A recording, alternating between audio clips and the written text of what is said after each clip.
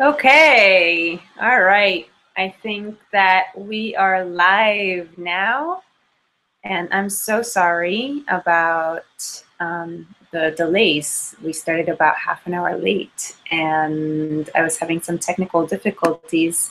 I tested everything before, and then I don't know what happened, but Google Hangouts was giving me a hard time. And now we are here. So, welcome to Your Body is Ideal, leaving behind negative body image and embracing the sensual, powerful woman that you are. And you are here because you are a woman who's feeling a little bit tired of having all of these thoughts, these negative thoughts about your body image. And I am so very glad that you are here. Thank you for having the patience to join me here today. And thank you for taking the time to explore ways to better your life, because you really do deserve it. A little bit about myself, because I think it's important for you to know about my story and why you can trust what I'm sharing.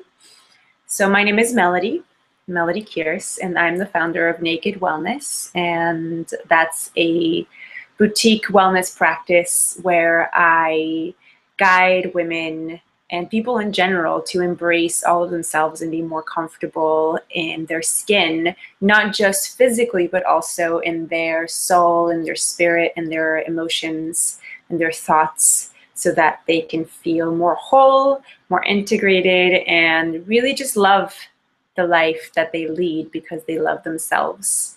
And I'm also the founder of Velvet Butter, which is the first line of body positive self-care, where we make all natural body oils and body creams so that you can practice some self-love every day when you moisturize and you take care of your body. And my own story is that I grew up in Argentina, which is one of the countries with the highest rates of eating disorders and the highest rates of also plastic surgery. Always people say, how beautiful the women from Argentina are, but really, not that we're not beautiful, we are. But it's there's a lot of pressure to look in a particular way. And if you think that things are bad here in Argentina, you're supposed to be really skinny, like to the point of ribs showing, but still have bountiful breasts and booty. And that's kind of impossible. I've never understood how we were supposed to be that skinny and still have curves at the same time. It just doesn't seem to work out that way. But I always had my curves. I always was heavier than the ideal. And I always felt like I didn't fit in, and I wasn't confident. I didn't feel attractive in my own body growing up, and I didn't even, I couldn't see, even if people were attracted to me, I could not see that. I remember actually years later, I found a journal of mine from when I was in high school, and I saw all these little notes from the guys that apparently were into me. I found out about 10 years later from these notes. But when I was in high school and I read these, I didn't see actually the hints and I didn't know how to read between the lines, because there was just this filter that I was not attractive, so I could never see that actually. But I have my own story of healing my own views of myself and my body. And I moved to the United States about 13 years ago, and I moved here to study fashion design because I wanted to make clothes for people to feel good about themselves, instead of thinking that there was something wrong with them, or that, this doesn't fit, or it makes my bulges come out, or whatever. So always I had this desire to make people feel good about themselves. And this is a thread that runs throughout my whole life, even later when I decided to study what makes people happy, and then start coaching on how to actually be happy with ourselves. And in my own story with body image, it really changed my whole life once I was able to accept my body and love it for the way that it is, for the curves, for the dimples, for the places where it's more bountiful and the places where maybe it's a little bumpier. And, you know, my nose, for example, was my last frontier, because I always thought it was too big. But you know what? It's my nose, and I now love it. But unfortunately, you know, I'm not alone in this. I am definitely in company of a lot of women who are also feeling this way. And there's an epidemic, really, of women who, like you, like me in the past, are in a constant fight with their body because it doesn't look the way that you think it should, or, you know, it's based on ideas of beauty that are sold to us as a means to really sell more products and more services, because the truth is that if we were all happy with how we look, probably the economy would not be as strong as it is, and that's very sad. But it's the way it is, and the world is run right now. The way the world is run right now. So all of the images that we see in the media, in magazines, all around us, and even reinforced by how our friends, our female friends, treat each other and judge each other, and we judge each other even, that is all reinforcing all of our insecurities and our need to try to fix ourselves all the time, as if we are a problem, as if our body is a problem.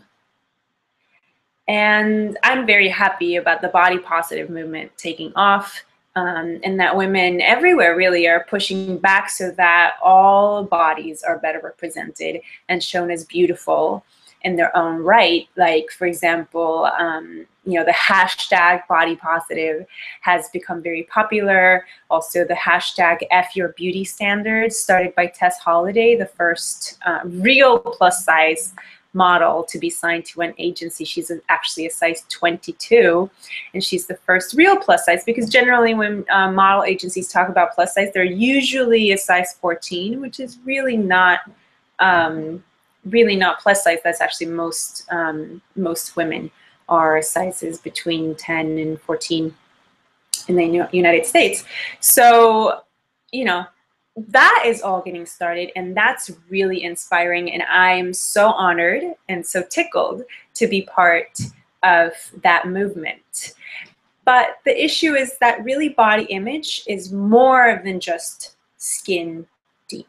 It's a lot more than just skin deep, because if it was just a matter of looking at ourselves in the mirror and saying, I love you, you're beautiful, and I love my dimples, and I love my curves and my extra flesh here or there, or my boniness, because it's not just the bountiful, curvy women that have this issue. Actually, a lot of times I have friends who are models, and they also have their own insecurities about, you know, their body, and they wish that they were fleshier, actually, and we wish that we were thinner, and it's all really just a mix. It's always this, like, grass is always greener on the other side, and we're never going to be happy if we keep going like that. We're never going to actually feel good about ourselves when we're always comparing to the other woman. But the thing is that it's not just skin deep. It's not as easy as just changing the way that we perceive our bodies, because we're not just taught to stay physically thin, physically small, as in being skinny, but also we're taught to stay quiet, to not make too much of a fuss, to not draw attention to ourselves.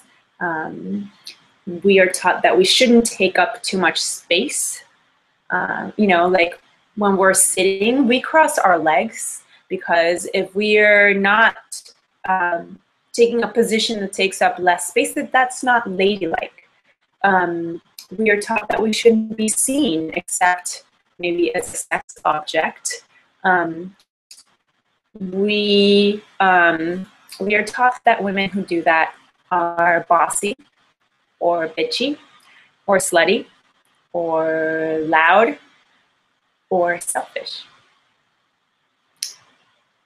Have you ever noticed that women who are in power, women in politics or women who are CEOs, are much more scrutinized than their male counterparts? They are judged for what they're wearing. They are judged if they gained weight or lost it, if their decisions are based on facts or are they based on emotions, whether they can balance their professional success with a healthy family life. All of these things are things that women are judged on and asked about when they're in positions of power that men are not. It's like on the red carpet, for example, like, you know, women are asked, like, what are you wearing? And, you know, about their jewelry and all of this stuff.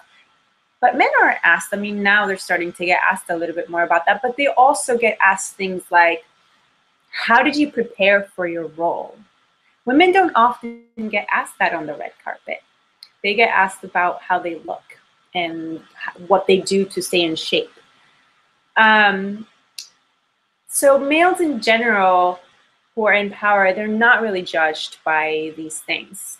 And I don't want to say that there's a conspiracy to keep women down. There's a lot of people who do say that you know, it's to keep the women power down and, you know, to control women, et cetera, et cetera. But I think it's a little bit more innocent than that. I think that it's something that we've inherited and that we unconsciously perpetuate, because these are prejudices that are passed down very unconsciously through generations of, you know, maybe things that worked in the past but no longer work. So we do this to each other, and we do it to ourselves every time that we judge ourselves or our counterpart women, our sisters, so harshly.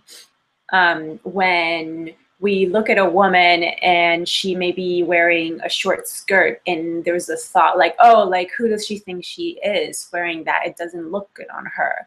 Or, you know, when we see somebody who has a body part that we wish was better, quote unquote, on our body, and we think that, we think to ourselves, oh, I wish my breasts were like that. You know, so we do it to ourselves every time we judge our sisters or we judge ourselves so harshly. And then we stay small out of fear of being too much or appearing bossy or arrogant or vain, or being scared of wanting or even asking for too much, or being too intense or too emotional or too sexy or too selfish or too irrational or too whatever. Because to us, being seen in any of the ways that I just mentioned would make us bad. It would make us unacceptable. It would make us unlovable, undesirable. And also we would lose respect. So these judgments that we internalize, sadly, they don't just keep us in this cage of shouldn't, but they also keep us from living a bigger life. They keep us from going after what we really want. And beyond, we spend so much time focused on how we look and wishing that we looked in a different way or whatever, that we actually keep ourselves from giving our gifts to the world, to bring our brilliant ideas into being, because we are scared of looking stupid or arrogant, or, you know, in other cases, maybe we're scared of telling people how much we appreciate them because we're scared of being rejected. And what would that mean about our lovability? Or, you know, asking for what we want because we're scared of being abandoned or told that we're asking for too much. And so actually all of this stuff about body image, by this staying small and self-critical, we're not only robbing ourselves of a better life, but also the world from all of the amazing contributions that we are capable of, starting with those people who are closest to us, like our friends, our families, our loved ones, coworkers, employees, anyone that surrounds us. Really, we are so stuck in being ashamed of ourselves and criticizing ourselves all the time for fear of not being loved, for fear of not being respected, for fear of not being desired, of ending up alone. And then we just stop. We stop. We stay small and quiet and meek. And it's just really sad. It's just really, really, really sad. And that's why I say that body image, it's not just about us feeling like we're beautiful. It actually robs the world of so many good things that we could start, because all of that energy that we're spending in hating ourselves could be put to better use. Could be put towards inspiring others to take better care of themselves, could be put towards, I don't know, like rebuilding after earthquakes, or giving some sort of disaster relief here or there, or working with communities of people who are disenfranchised, or you know, starting initiatives to help women who are victims of domestic violence, or, you know, the homeless, or, you know, I don't know, children with disabilities or debilitating diseases or whatever. There's so many things. There's so many things that could happen in this world that really, really need help. And we could offer that help. So that's why this is so important to me, because it's not just about how we feel about ourselves. It's actually about how that ripple effect of, like, when one woman feels better about her body, better about her ability to be bigger, to speak up, to share her opinion, to go after what she wants or what she sees needs energy or help. That's what it's about. That's really what it's about. And that's why, I mean, you can see, like, I'm so passionate about this. It's just incredible the amount of change that could be unleashed if we really focus our energies where they need to go. So why is it that we stay like this? Right? Because if it was that easy, as I said before, if it was that easy that we were just going to say, you know what, from now on, I'm going to love myself and my body, and that's it. And then now I move on and I'm going to be able to do all these things. It's not as simple as that, unfortunately. And why? Why? It's because, aside from being scared of all of these things, like I mentioned, of not being lovable or not being respected, we also don't make peace with our bodies, because doing so would actually make us feel unsafe in other ways. And that's a key piece, because for a woman, it's so important to feel safe. Really hugely important. And what happens when we make peace with our body? When we start seeing that our curves are lovely, or that our boniness is lovely, it has its own beauty. When we drop into our body, what happens is that we start getting inherently, just by virtue of being more in touch with our body, with our senses, we start being more sensual. We get in touch with our sensuality. And that is so scary. That is very, very scary. You know, in a lot of ways we feel it's, of course, desirable. Who doesn't want to be sensual? And that's what we say. But really, what happens if you are sensual? Have you ever asked yourself that question? If you get in touch with your sensuality, just pay attention right now. Close your eyes. If you get in touch with your sensuality, if you slow down, get in touch with your sensuality. There's a block there. There's a block. And that block is about not feeling safe to be sensual. Because the issue is that when we are more sensual and we let that side of ourselves be more visible, it feels dangerous. It feels, well, one, we are scared that we might be judged as being slutty, or not proper, on the low end of the range. But then even like, we are scared of, okay, what is the attention that's going to come our way when we are in touch with our sensuality? Do we want that attention?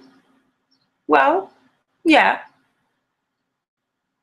When it's from someone that's attractive, right? But also, whether we want it or not, like, it's a little scary, because that amount of attention is a lot of sensation to hold when we are walking down the street and there's people like turning around left or right, because we are so in our body, so in our juiciness. It's scary. Like, what do I do with all of that? How do I protect myself? Right? How do I protect myself? And so usually what we do is that we shut down. We shrink, don't show that side of ourselves. And we start, beating ourselves up for, and being self-critical for why we're not feeling fulfilled, why we're not feeling connected in our lives. And we start finding fault with all of these different things in our life, including our body. But actually, that is a symptom of this fear, of this disconnection. We feel like we're not enough. We start looking outwards for that validation. We start looking outwards for satisfaction, for the things that are going to make us happy. And finding fault. Oh, I'm not happy because, I'm single, or I'm not happy because I haven't gotten that promotion, or I'm not happy because I didn't get that deal, or, because my ass should be a different shape. So we start trying to find it there, but really that's not what's going on. Really what's going on is that we're disconnected from our body because we're scared shitless of what happens if we actually connect. There's a lot of judgment. There's a lot of fear. So when we get all this attention, it's a lot easier to shrink and cut our connection with our body because it's safer. It is so much safer. But then we're stuck in survival mode. That's what it is. We are stuck in survival mode and we feel like we're treading water all the time, trying to fix everything.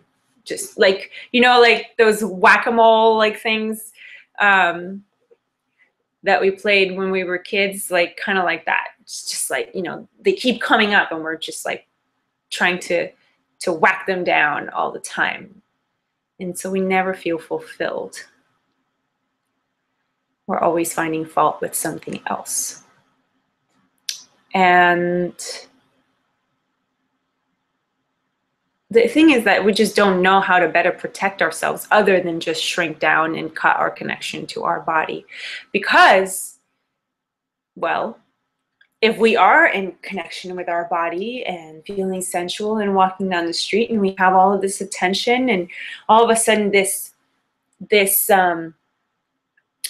you know, whatever way it comes, this energy of like wanting to take possession of us, whether it's with a, you know, a cat call down the street or somebody trying to touch us or whatever on the dance floor or grab us to dance with us. That happens to me a lot because I love dancing, and for a very long time when that happened to me and I would go dancing and I would just be really enjoying myself, and then some guy would come up from behind me and try to grab me from the waist, try to dance with me, I would completely shut down. I didn't feel safe anymore, and so I shrank. But then I couldn't enjoy myself because I couldn't dance the way I love to dance, because when I dance the way I love to dance, it's very sensual and very attractive. So it was this dichotomy, like either one or the other. And I really hated that because I wanted to be free to express myself, to dance whatever way I want to dance without having to shut down.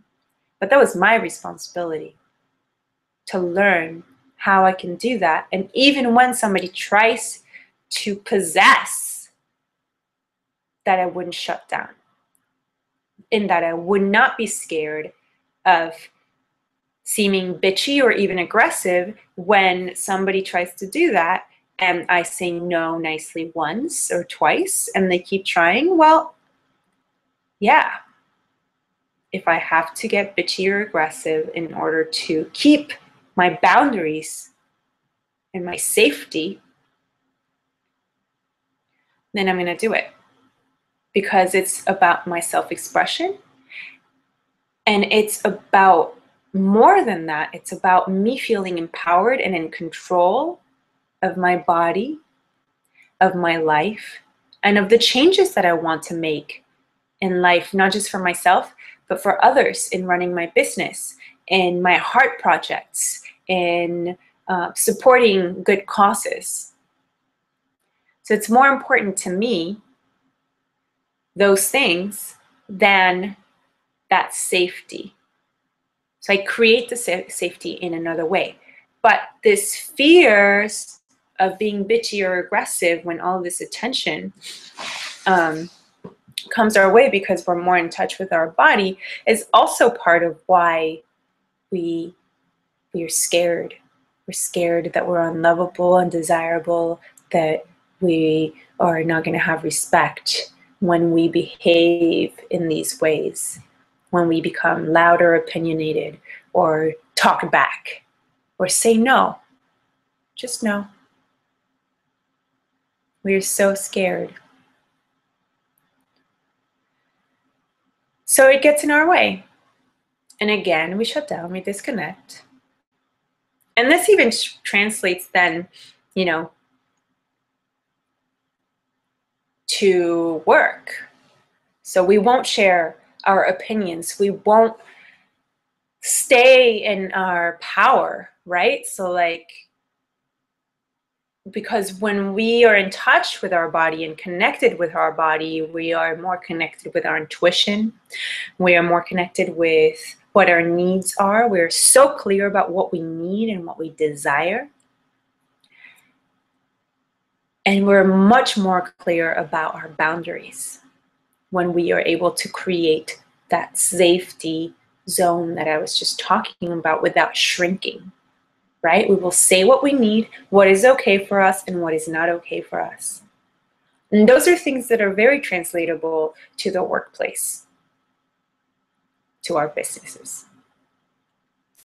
When we start asking for what we want or sharing our opinion. And we don't do it because we are scared that if we step into that, which is really stepping into our power, because this webinar is about embracing your sensuality and your power as a way to leave behind these body image issues, because really the body image issues are a symptom of something much, much deeper. When that happens, when we embrace our power, that's when the fear of being too loud or too bossy or too opinionated or too vain or arrogant, that's when that comes in. So we stay small. You know, we do our best and hope to be recognized. But, you know, we shouldn't stand out because that's taking up too much space and that's being too big. And that is not acceptable in a woman.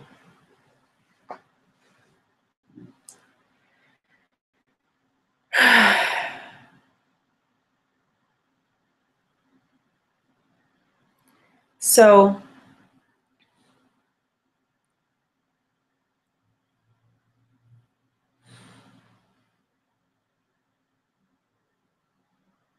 I want you to have this.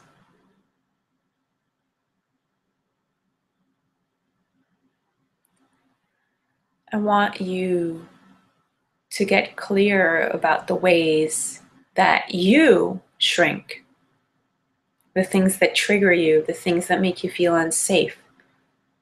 Where are the places where you are scared of being too big? Where are the places where you are scared of being too big, taking up space? Be it with your ass or with your voice. Where are the places that you are scared? Is it at work? Is it in your relationship? Is it with your friends?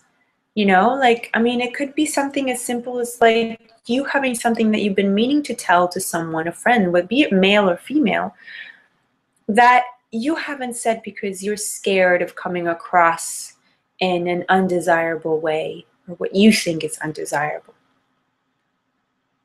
So start to notice, what are these things? Where are the areas or the things that you find it easier to express and the things that you find it really hard? A lot of times as women, we find that a lot easier to express our care and our love for someone, especially, you know, when we're not scared that we're going to be rejected, because we tend to be more nurturing. But on the other hand, we are not as easily free to express maybe our anger or our dislike of something unless we feel comfortable with that person, right? And that's what happens a lot of times in relationships. At the beginning, we are all going along and everything's fine, and then as we get more comfortable and feel like the person accepts us more, then we're going to start asking for more for what we want, and then, you know, they might feel like, where did that come from? That we're being demanding or bossy or whatever. And then we get scared that if we keep behaving like that, they're going to leave. They're going to leave us. And then we become small in our relationships, or we become small in our friendships. We don't speak up. We don't say the thing that we have to say that could be so helpful for the other person to hear, but we're so scared of losing face or that they're not going to like us after we say something that we shut up and shrink. So start noticing, where are these places? And as you start noticing, then you can start practicing stretching yourself a little bit out of your comfort zone.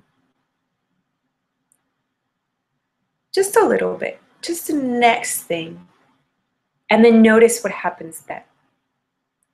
Notice what happens when you do say something that you would normally not have said because you were scared that, maybe somebody was going to think you were stupid, or that you were arrogant. Well, what happens? What happens when you do that? And then, depending on how people react, if people receive it well, how do you feel? And if people don't receive it well, then how do you feel? And then the next, a little bit more and a little bit more. And you will start seeing that, yeah, sometimes some people will be accepting of that, some people will not, and they might push back. But where is your commitment to you and to the things that you want to create in your life? Because that's really, really what it is. What is the thing that is worth it for you, that you want so much in your life to have, that is worth getting out of your comfort zone, stretching yourself out of your comfort zone to take up more space, and that it will be worth it if, when you take those risks, some people don't like you.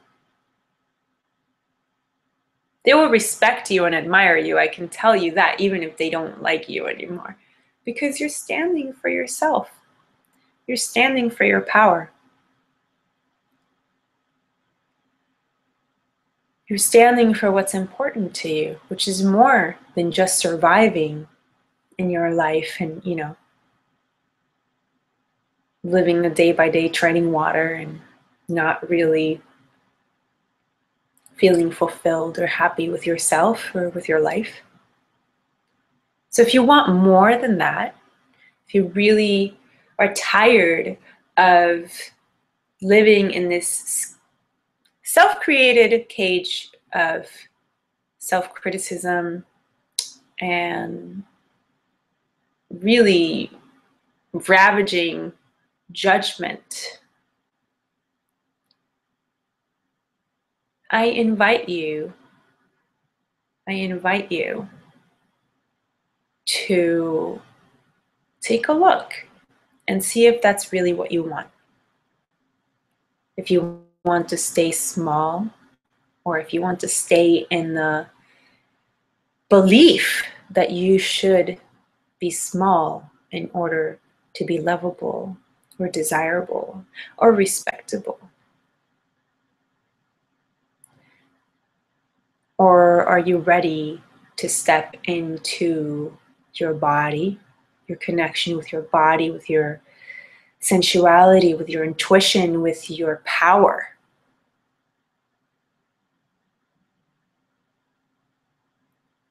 And if you are a woman who is ready to explore what that means for her and that wants to stretch herself out of your comfort zone, then I invite you to go to nakedwellness.com. That's my website, nakedwellness.com. And you apply to have a one-on-one free embodied freedom session with me, which is gonna be used to determine whether we should work together, because I would love nothing more than to guide you to feel more comfortable in your bigness, in your spaciousness. Because as I said, it's like, it's so much. It's like your body, how you feel about yourself, how you move through life, how you create, how you inspire the people around you, your children, your friends, your colleagues, your mother, your everyone, the people who you walk by on the street. And that ripple effect. And then how you feel about yourself when you speak up and share your opinion, that could have huge repercussions on how things are done at work, or starting your own business, your own projects. Body image is not just about how you look. Body image is about taking up the power to use your voice, your expression, the special, unique person that you are, to create a life that you love and also a world that's better. So if this is something that moves you, please go to nakedwellness.com and shoot me that application. And if you have any questions, you can also email me to Melody, MELODY, at nakedwellness.com. And I'd be happy, very, very, very happy to answer any questions. Just for starters, I do work with people individually, and I also have group programs and retreats that I lead in person. So if that's something that sounds good to you, if you're excited about expanding your capacity to create your own safety and create these ripple effects in the world, then I definitely want to talk to you. So that's it for today. And I'm very happy that you decided to join. And thank you so much for putting up with the technical difficulties at the beginning. And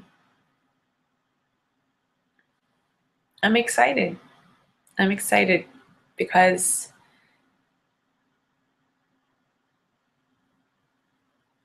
this is a revolution.